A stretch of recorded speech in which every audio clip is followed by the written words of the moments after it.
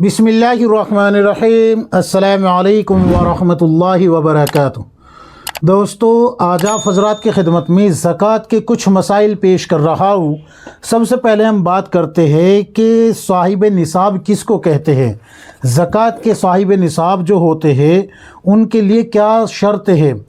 ज़कात का साहिब निसाब उस मर्द औरत को कहा जाता है जिस मर्द औरत की मिल्कियत में 7.5 तोला सोना या 52.5 तोला चांदी या नक़दी माल या तिजारत का सामान या ज़रूरत से ज़ायद सामान में से कोई एक चीज़ या इन पांचों चीज़ों या बाज़ का मजमुआ 52.5 तोला चांदी की कीमत के बराबर हो तो ऐसे मर्द औरत को साहिब निसाब कहा जाता है। ये तो साहिब निसाब हो गए, यानी कि जिसके पास 52.5 तोला चांदी हो या 7.5 तोला सोना हो या कुछ माल हो और कुछ नकदी हो या कुछ तिजारत का सामान हो या सब जमा करके 52.5 तोला चांदी की कीमत बन जाती हो तो ये साहिब निसाब कहलाया जाता है। अब वाजिब की शर्त क्या है कि यानी कि ज़कात वाजिब होने की शर्तें क्या हैं। ज़कात वाजिब होने की पहली शर्त यह है कि वो मुसलमान हो।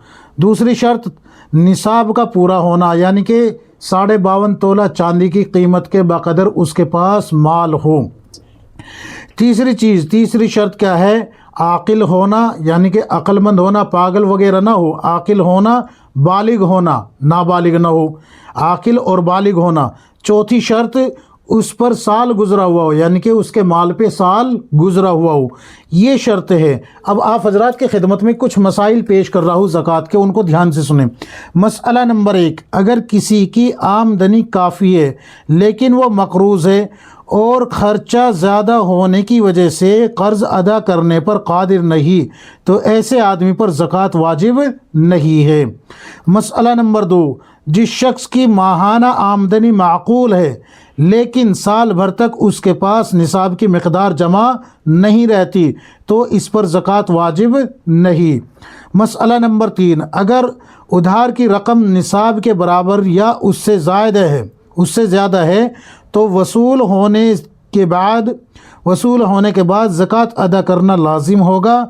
अगर उधार की रकम वसूल होने में चंद साल का अरसा गुज़र गया तो गुज़िश्ता तमाम सालों की ज़कात देना लाजिम होगा।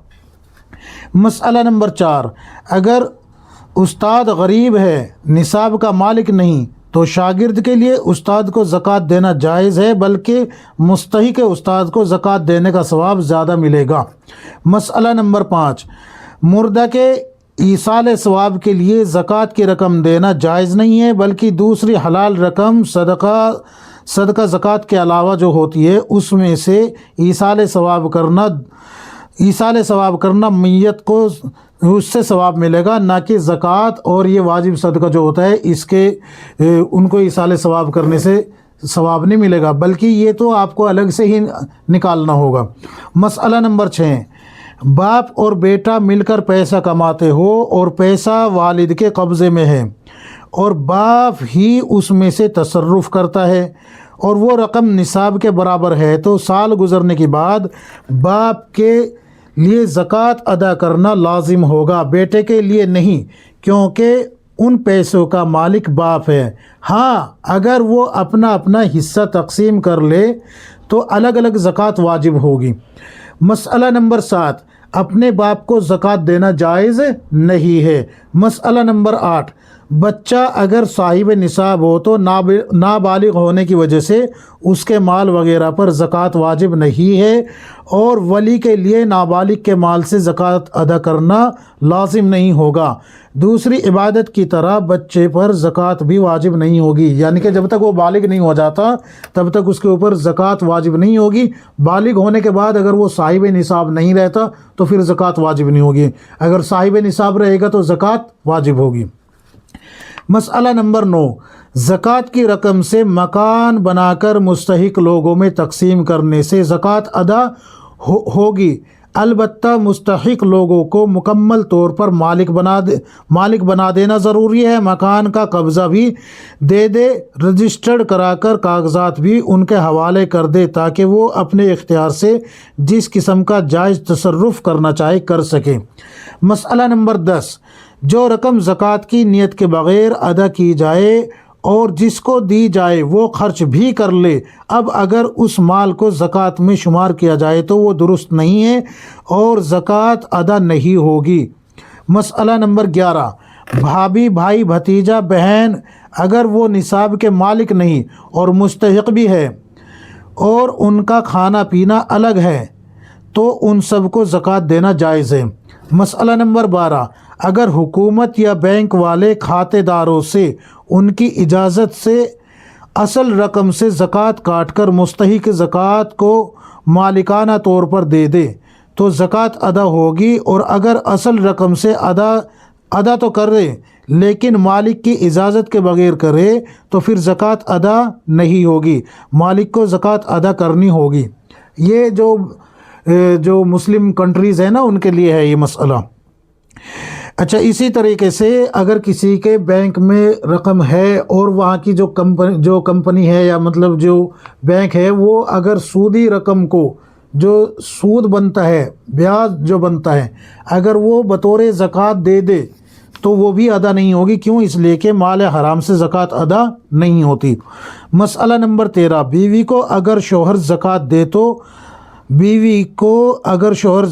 دے تو یہ جائز نہیں ہے۔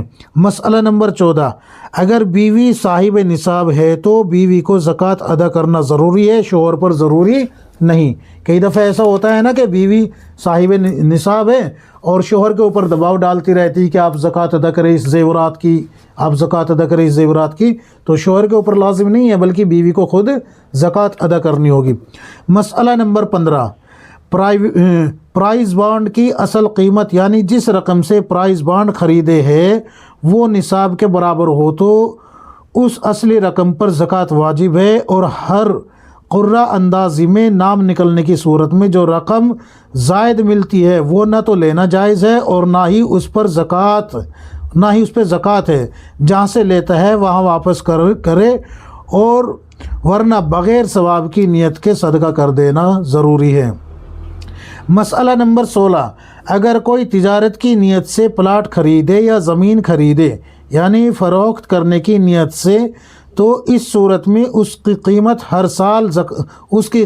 ہر سال زکوٰۃ ادا کرنا فرض ہوگا، اور ہر سال مارکیٹ کی جو فروخت کی قیمت ہوگی اس کا اعتبار ہوگا۔ مثلا ایک پلاٹ 1 لاکھ روپے کا خریدا تھا، سال مکمل ہونے پر اس کی قیمت 5 لاکھ ہو گئی تو زکوٰۃ 5 لاکھ کی ہوگی، 5 لاکھ کی دینی ہوگی، اور اگر پلاٹ ذاتی ضرورت کے لیے خریدا تو اس پر زکوٰۃ واجب نہیں، اور اگر پلاٹ خریدا رقم کو محفوظ کرنے کے لیے تو اس صورت میں بھی زکوٰۃ ہر سال واجب ہوگی۔